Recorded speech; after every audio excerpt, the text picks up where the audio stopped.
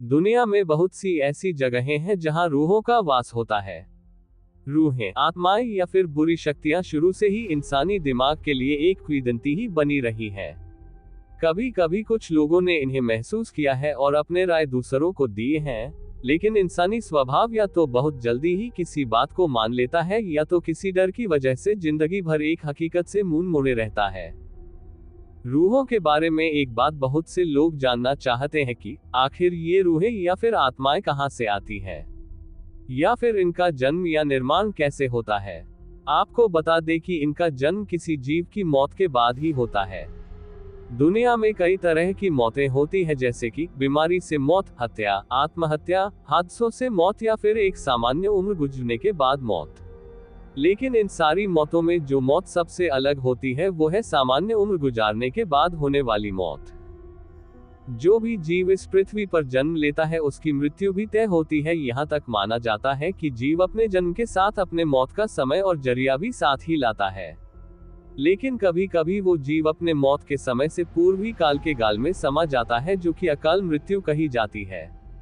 इंसानी जान पर केवल उसके भाग्य का ही अधिकार नहीं होता है, अपितु उसके आसपास के लोगों का भाग्य या वातावरण भी उसकी किस्मत और जीवन मौत का फैसला कर देते हैं। यही अकाल मृत्यु, जो कि समय के पूर्व किसी जीव की हो जाती है तो उसे अपनी आयु पूरी करनी पड़ती है। अपनी आयु पूरी करने के लिए ही जीव शरीर को त्यागने के बाद भी इस मृत्यु लोक में रूहों और आत्माओं के रूप में भटकता रहता है। ऐसी रूहें जिनके साथ कोई हादसा हुआ हो, हत्या हुई हो या फिर उन्होंने आत्महत्या की हो, ये सारी आत्माएं परमात्मा की मर्जी से पहले ही अपना शरीर छोड़ देती हैं, लेकिन उन्हें अपना समय पूरा करने के बाद ही मृत्युलोक से मुक्ति मिलती है। आज आपको एक ऐसे टनल के बारे में बताया जाएगा जहां रूह का खौफ इतना है कि वहां इंसान माचिस की एक तीली जलाने मात्र से कांप उठता है। स्क्रीमिंग टनल, जैसे कि नाम से ही आपको आभास हो गया होगा कि इस टनल का खौफ कितना भयानक होगा। ये टनल कनाडा के ओंटारियो के नियाग्रा फॉल्स के पास स्थित है। इस टनल का निर्माण ग्रांड ट्रैक रेलवे लाइंस के ठीक नीचे किया गया था, जो कि उस इलाके में पानी के बहाव को पास के खेतों आदि की तरफ मोड़ने के लिए प्रयोग किया जाता था। इस टनल को सन 1900 में बनवाया गया, जो कि लगभग 16 फीट ऊंचा और 125 फीट लंबा टनल है। टनल के निर्माण के बाद सब कुछ ठीक चल रहा था, लेकिन कुछ समय बाद ही एक ऐसा हादसा हुआ जिसने लोगों को हिलाकर रख दिया। चूंकि इस टनल के आसपास उस वक्त कुछ खास आबादी नहीं थी और इस टनल में हमेशा पानी भी नहीं भरा रहता था। जब पानी बढ़ जाता था तब इस टनल का प्रयोग किया जाता था। उस समय इस टनल में कई हादसे हुए, जिनमें से एक हादसा ऐसा था जिससे आज भी ओंटारियो उबर नहीं पाया है। यह उस समय की बात है जब इस टनल में पानी नहीं था। उस समय टनल के दक्षिण तरफ एक लकड़ी का घर था। उस घर में एक बाप बेटी रहा करते थे। उस समय टनल के पास बहुत तेज हवा चल रही थी और चारों तरफ भयानक अंधेरी रात थी। इसी दौरान उस मकान में अचानक आग लग गई। उस समय घर में वो लड़की अकेले अपने पिछले कमरे थी। हवा का रुख भी उसी तरफ था और देखते देखते आग ने पूरी तरह उस मकान को अपने आगोश में ले लिया। तब लड़की को आग का पता चला तो वो घर के पिछले हिस्से से भागने के लिए उठी। तब तक आग ने रौद्र रूप धारण कर लिया था और मकान का एक हिस्सा उसके ऊपर आ गिरा।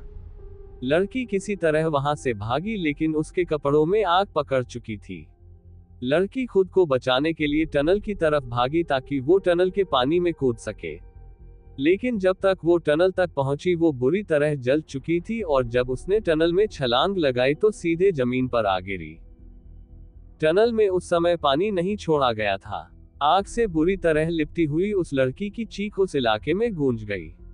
उसकी चीख इतनी भयानक थी कि आसपास के कई लोग वहां आ पहुंचे और टनल के ऊपर से आग से लड़ती हुई इस लड़की को देखते रहे, लेकिन किसी ने भी उसे बचाने की हिम्मत नहीं की और आखिरकार आग से हारकर उस जवान लड़की ने वहीं दम तोड़ दिया। इसके अलावा एक और हादसा इस टनल में हुआ। ये हादसा भी एक युवती के साथ ही हुआ।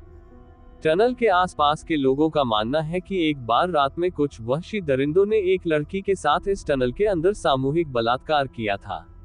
इतना ही नहीं, बलात्कार करने बाद उन दरिंदों ने अपनी काली करतूत छिपाने के लिए उस बेचारी लड़की के ऊपर तेल डालकर उसे जला दिया था। लोगों का कहना है कि उस समय वो लड़की भी बहुत भयानक चीख रही थी। लेकिन आसपास के लोग पुराना हादसा देखे थे और उन्हें लगा कि शायद उसी लड़की की रूह चीख रही है। सुबह जब लोग टनल के पास गए तो देखा कि एक लड़की का अधजला शव जमीन पर पड़ा था और टनल की दीवारों पर उस लड़की के चढ़ने के निशान भी मौजूद थे। तब से लेकर आज तक उस टनल के आसपास रात में गुजरने से भी लोग डरते हैं। लोगों का कहना है कि आज भी रात में कोई उधर से गुजरता है तो टनल के अंदर से सिसकने और शरीर के जलने जैसी बदबू आती है। ऐसा माना जाता है कि कोई भी टनल में रोशनी करता है तो उन दोनों ही लड़कियों की रूहें परेशान हो जाती है। एक बार टनल की सफाई के लिए एक आदमी टनल में उतारा गया था। उस समय वो टनल की सफाई करते करते थक गया था। उसी समय उसने पास से एक सिगरेट निकाली और उसे जलाने के लिए माचिस निकाली। जैसे ही उसने माचिस जलाई, माचिस बुझ गई। उसने दोबारा कोशिश की तो तेज हवा टनल की दूसरी तरफ से चलने लगी। उसके बाद वो वहां से उठा और हवा से बचने के लिए टनल के अंदर चला गया और एक कोने में जाकर माचिस जलाने लगा।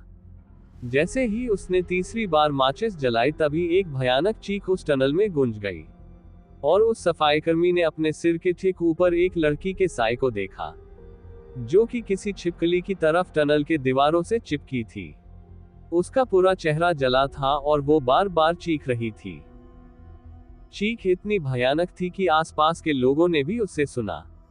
टनल के ऊपर काम कर रहे लोग दौड़कर टनल के अंदर झुककर देखने लगे तो उन्होंने देखा कि वो आदमी टनल के अंदर जमीन पर बेहोश पड़ा है और उसके हाथ में माचिस थी। किसी तरह उसे बाहर निकाला गया और उसे इलाज के लिए अस्पताल में भर्ती कराया गया। वो आदमी जिंदा बच गया और उसने अपनी आप बीती लोगों को बताई, लेकिन कुछ दिनों के बाद उसका मानसिक संतुलन बिगड़ गया। आज भी उन दोनों रूहों को लोग महसूस करते हैं। इस समय भी यदि आप टनल के बीचों बीच जाकर एक माचिस की तीली जलाते हैं तो एक भयानक चीख आप आसानी से सुन सकते हैं, लेकिन इसके लिए बहुत हिम्मत की जरूरत होती है। ऐसा करने के दौरान आपकी जान पर भी बन सकती है। इस टनल में द डेड जोन फिल्म की शूटिंग भी हो चुकी है। यह एक हॉरर मूवी है जो 1983 में रिलीज हुई थी।